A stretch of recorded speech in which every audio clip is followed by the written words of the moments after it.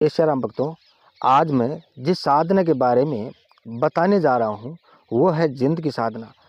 भक्तों, कोई भी भगत अगर जिंद की साधना कर लेता है, दुनिया में ऐसी कोई वस्तु नहीं बनी जो उसको मिल नहीं सकती। वो हर वस्तु का हकदार हो जाता है अगर जिंद की साधना कर लेता है तो। ये बात आपको समझ आ गई। इसके लिए आपको क्या करना होगा? सबसे पहले तो आपको मंत्र को सिद्ध करना होगा। मंत्र सिद्ध होता है होली, दशहरा और ग्रहण काल। अगर मंत्र आपके पास है तो कोई बात नहीं, वीडियो में आगे आपको मंत्र भी बताऊंगा। ठीक है, तो ये बात आपको समझ आ गई। उसके बाद में ऐसा मंत्र सिद्ध करने के बाद में ऐसा एक बबूल का पेड़, मंत्र सिद्ध एक ही दिन, भक्तों मंत्र एक ही दिन में सिद्ध होता है, ग्रहण काल या होली है ना, एक दिन में सिद्ध होगा आपका मंत्र। उसके बाद में ऐसा एक बबूल का पेड़ आपको देखना है। ठीक है भक्तों, ऐसा बबूल का पेड़ आपको देखना है। बबूल के पेड़ को पहले नूता दे के आओ, एक लोटा पानी के लेके जाओ बबूल के पेड़ के पास में। ठीक है भक्तों, और संकल्प लो, ऐसा एक धागा बांधे, इस ये पेड़ के एक धागा बांधे, ऐसा है ना, ऐसा एक धागा बांधे। डरने की कोई जरूरत नहीं है, भूत प्रेत कभी नहीं मारते। सिर्फ डर से, वहम से आदमी के हार्ट अटैक आ जाता है, दिमाग की नसें फट जाती है, ऐसा कुछ नहीं भक्तों। ऐसा एक धागा बांधे और आप थोड़ा पानी थोड़ा चावल हाथ में लेके संकल्प ले, हे जिंदराज, मैं आपको प्रकट कर, इस पेड़ में आपको प्रकट करना चाहता हूँ, अतः मैं 21 दिन आपके यहाँ जल सींचूंगा और मुझे दर्शन दे और मेरी मनोकामना पूर्ण करे। इस प्रकार से आपको संकल्प लेके आना है, पेड़ को नुता दे के आना है। पेड़ ऐसा देखना जो आपकी कस्टडी में हो। ठीक है, आपकी खुद की कस्टडी में हो या आपके कोई रिश्तेदार की कस्टडी में हो, कोई आपको टोका टोकी न करे। ये क्रिया आपको 8 बजे से 9 के बीच में करनी है ना, शाम को ही करनी है, दिन में नहीं करनी है ना। जितनी भी तांत्रिक साधन आपको बताऊंगा वो रात को ही करनी है। ठीक है भक्तों, उसके बाद में आपको घर आ जाना है। फिर दूसरे दिन आपको फिर जाना है, दूसरे दिन आपको फिर जाना है ना। एक लोटा जल लेके जाना है और उसमें थोड़ा सा कच्चा दूध डाल के लेके जाना है। ठीक है भक्तों, ये बात आपको समझ आ गई। उसके बाद में पेड़ पे जाना है, के पास में जाकर अपना मुख दक्षिण दिशा में करके वो पेड़ में वो जल अर्पण करना है। जो भी दूध और जल आप लेके गए वो अर्पण कर देना। ठीक है, उसके बाद में उसी पेड़ के पास में, जैसे मेरा मुख, मैं पेड़ के पास बैठा हूँ है ना, मेरा मुँह उत्तर दिशा में है, तो आपको दक्षिण दिशा में मुँह करना है। ठीक है, तो आपको दक्षिण दिशा में अपना मुख करना है ना, और पेड़ का सहारा लेके बैठ जाए। नीचे थोड़ा सा आसन जरूर लेना है, कट्टे का आसन या कोई चटाई जो भी आपको मिलती है वो आसन ले लेना।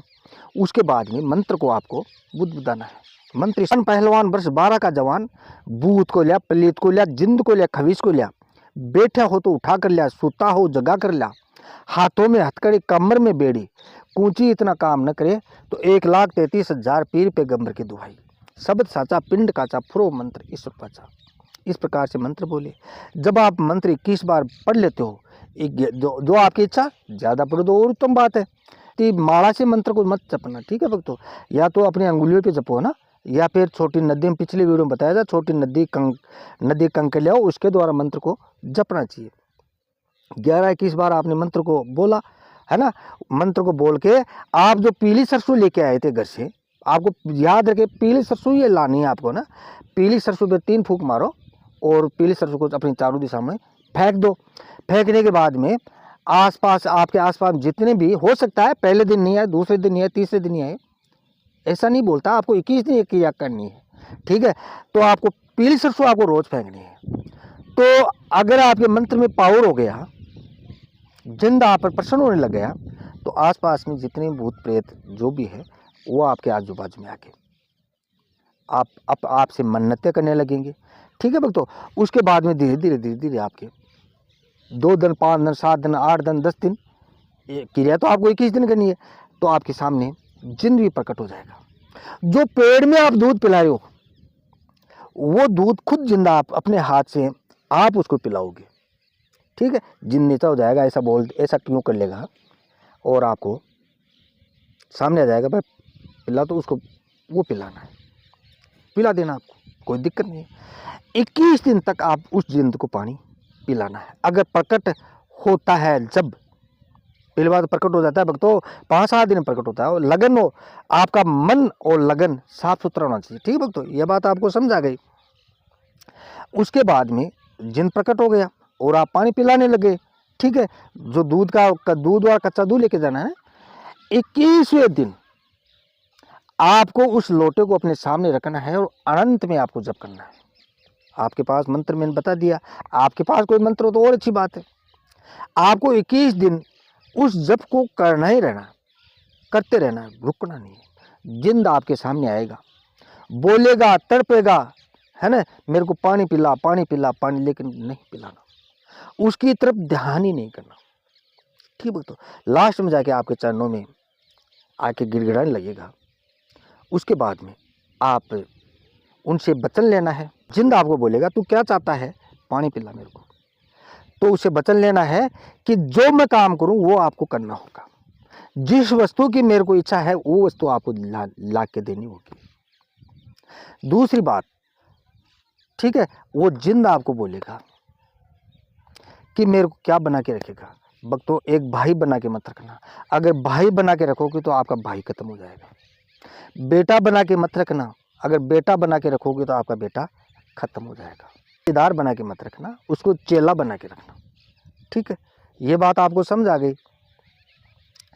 उसके बाद में देखो, भूत प्रेत भक्तों कोई वचन दे देता है ना, तो वचन को तोड़ता नहीं है। ठीक है भक्तों, तो इस प्रकार से उनसे वचन ले लिया, आपने वचन दे दिया। अब वो जिंद को प्रकट होने के बाद में आप जब बुलाओगे जिन आपके सामने प्रकट हो जाएगा। जो बोलोगे वही काम वो करेगा। दूसरे के वर्तमान इसमें क्या चल रहा है इसके दिमाग में वो बात भी आपको बता देगा। सब कुछ वो जिंद आपको बताएगा। इस प्रकार जिंद की साधना हुई। अब इनसे नुकसान क्या होता है वो सुनो। नुकसान ये होता है, जब भी भक्तों आपको इसको जिंद को छोड़ना है तो आपको एक ही काम करना है, अपना कोई चेला बनाओ और उसको संकल्प देके जिंद की ये साधना उसके पीछे कर दो। नहीं वरना आप जब मरोगे तो जिंद आपको परेशान करेगा। इतना सही है और कुछ नहीं भक्तों। तो जब आपका अंतिम समय आए, मेरे कहने का मतलब है जब आपका अंतिम समय आए तो अपना कोई शिष्य को उनको सौंप दो।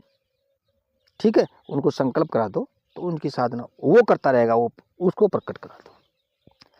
इस प्रकार मैंने जिंद की सीधी बताई है। भगवान आपका भला करे। जय श्री राम, जय श्री